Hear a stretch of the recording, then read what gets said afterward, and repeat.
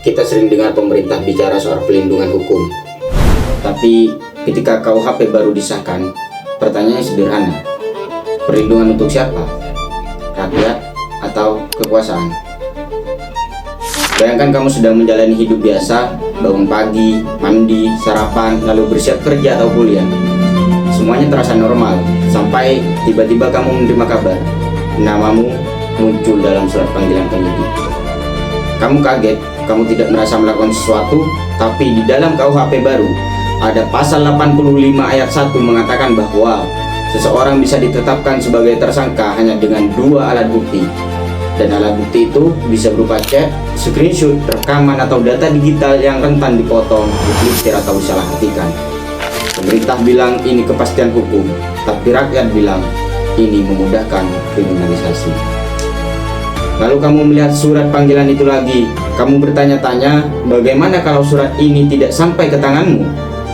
Bagaimana kalau alamatmu salah? Bagaimana kalau kamu baru tahu setelah semuanya terlambat? Karena menurut pasal 93 ayat 5, kalau kamu 2 kali tidak hadir memenuhi panggilan penyidik, negara bisa menahanmu langsung tanpa kompromi. Pemerintah membenarkan ini demi ketertiban hukum. Tapi rakyat bertanya, bukankah negara seharusnya memastikan prosedur tidak salah sasaran dulu sebelum mengambil hak kebebasan seseorang? Belum berhenti di situ. Sekarang bayangkan teleponmu, ponsel kecil yang jadi tempat kamu ngobrol dengan keluarga, curhat sama teman atau sekedar mengeluh tentang negara.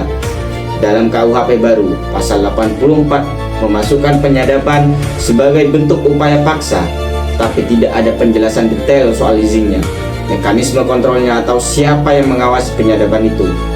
Dan dalam negara yang kritik terhadap pemerintah sering dianggap ancaman, penyadapan tanpa pagar kuat adalah pintu besar penyalahgunaan. Lalu kamu pergi ke pengadilan untuk mengurus berkas, tempat yang seharusnya menjadi simbol keadilan. Tapi pasal 254 ayat 2 membolehkan petugas melakukan penggeledahan badan tanpa surat perintah. Bayangkan, kamu tidak melakukan apa-apa, tapi tubuhmu bisa diperiksa negara tanpa penjelasan yang diperiksa hakim.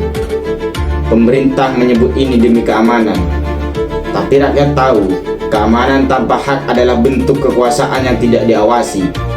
Dan kalau barangmu disita, masuklah ke pasal 147 yang memberi ruang penyitaan yang sangat luas.